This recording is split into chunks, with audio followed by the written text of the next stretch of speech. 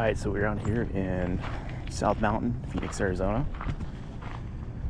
Nice rainy day. Should be good for bass fishing. Typically I don't fish in this spot right here when it's really hot. Bass typically like to hang out over down there by this bridge, but with the lower temperatures we've had in the last few days, some rain coming in, see if any have moved up here to the shallow. Going to be using a diving bait, like a crankbait, jerkbait, stuff like that. Try to get it in depth. Move by this bridge. Last time I fished with this Mega Bass 110+1 Junior right here, I got a lot of bites, probably like 12 bites in an hour. Now I didn't hook up with each one, but they were definitely smacking it. So.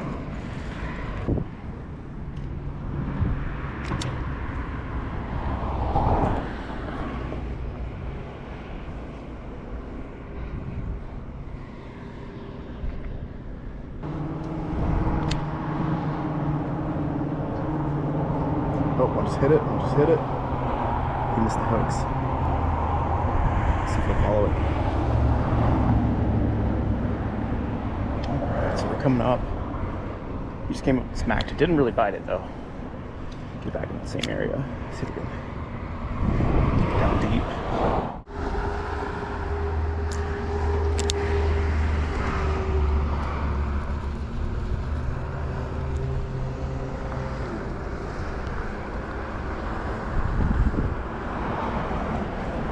One just hit. Oh, we're on. Oh, he's off. Damn it. I better hit him again. Let's try.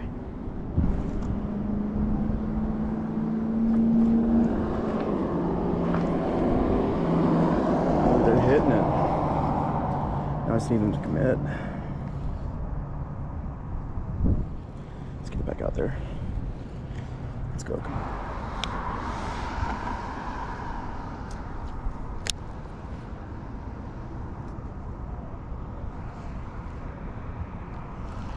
There we go, got one. Oh, it's just a little one. Let's muscle him in real quick, get him unhooked. There we go. Oh, it looks foul hooked.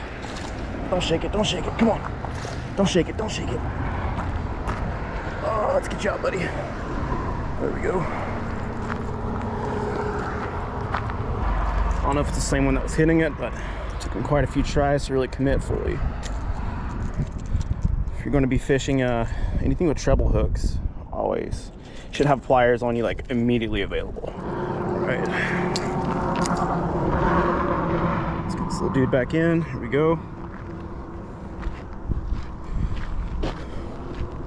Not too bad, about maybe 8 inches. Pretty small. For some reason these small bass are super aggressive compared to the larger ones. You tend to hit a lot more often. All right, buddy, let's get you back in. There you go. Swam right off. Yeah, so mistake I made there was not having my treble hooks ready. Not having my pliers ready. That was a big mistake. Especially when working with these tiny treble hooks. It takes a long time to work those out with your fingers. It's a really good chance you get hooked yourself. They tend to catch fishermen more than they catch fish reliably. They're really easy for the fish to shake. They're more of a challenge than working with regular hooks. So, especially with hooks these small, like this. Let's see if we can get another one.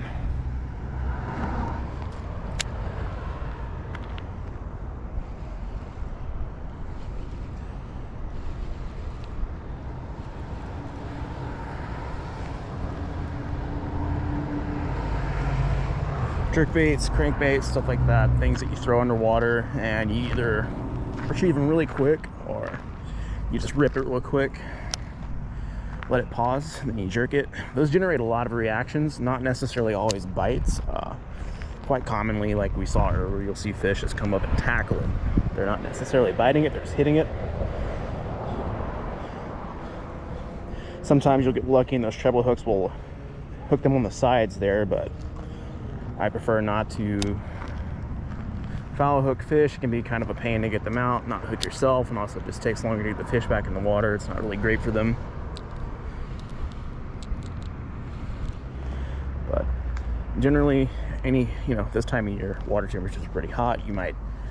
It's an overcast day, but normally it's pretty sunny. So surefire bet to just throw something under or near that bridge, near the shade line, and bass will just come out and ambush it. So in a way, the heat, even though it makes bass, heat does make the bass pretty lazy, but really helps you know where you're gonna find them. You're gonna find them deep or in cover, in shade. Oh, there we go. Took it on the top. There we go. Come on, buddy, don't jump, don't jump. There we go. Another little small one. Come on, just muscle him in. Just muscle him in. Come on. Come on, buddy. Oh, he's putting up a little bit of fight. Oh, don't shake it, don't shake it. Come on. Don't shake it, buddy. Let's get you off. This one looks a little bit bigger than the last one, not by very much. Much better hook set on this one. Got to be careful though, right in the lips. Ah, shook me right in the mouth. So I'm saying you got to be careful with treble hooks. It's when they shake, really mess you up if they catch you. This would be incredibly difficult to do with just your hands. See, I barely have any space. My hands are not really that big. They're kind of fat, but pretty short, stubby. Just kind of in a weird spot. There we go. I have to get it up. You got to remember, fish like this, they eat very spiny things, crawfish, bluegill, perch, all that stuff. So their mouths heal from punctures fairly quickly, and the blood will coagulate nicely in the water once they get back in. So that's enough talking. Let's get them back in. Thanks for the bite, man. Swam right off. If it was hotter, I would not be spending a lot of time dehooking the fish so carefully. In the heat, you want to just get them back in the water as quickly as possible, but let's go ahead and give our good friend the Senko another try. Let's hook off here. So she's using a pretty simple setup here. I accidentally did hook it through the bait, but we'll be okay. I have plenty of these. But these O-rings on here, you just slide your hook under that, and it saves your bait. Because if you've ever fished with Senkos, they rip a lot.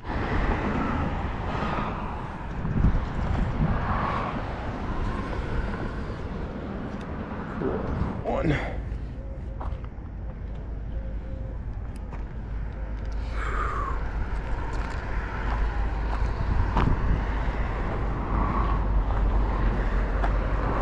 My GoPro battery did die, but we do have one on the line right now. Oh, he's fighting. Come on, buddy.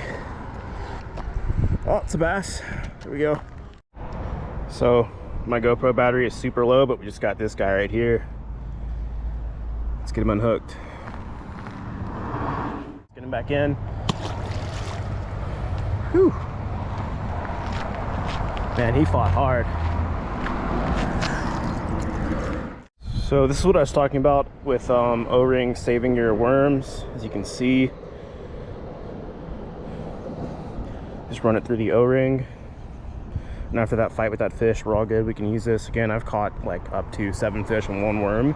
Typically with Senkos, you're lucky if you get 2 fish on one worm before they break, if you're just running the hook straight through them. So I'm a big advocate of the O-ring for wacky rigs.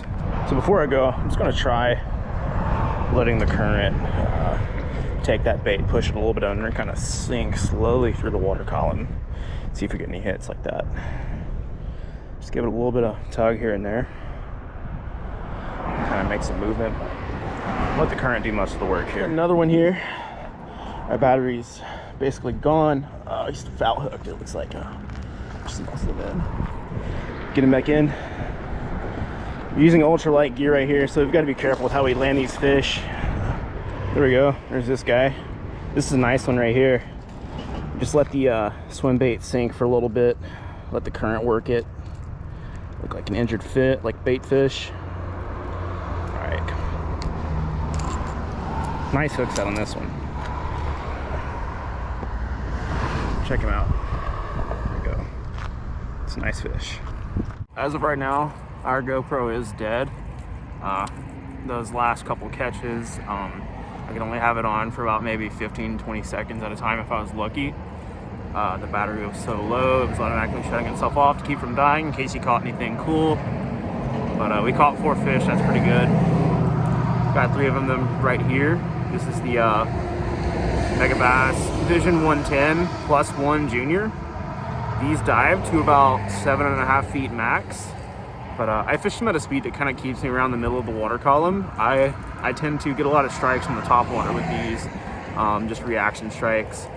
They may not bite it every time, but they'll come up and tackle it. But we did pretty good today. Pretty good hookup ratio. We only missed about 2 hits, but the other hits were good. So I'll take a 50-50 hookup ratio on treble hooks any day. It's pretty good.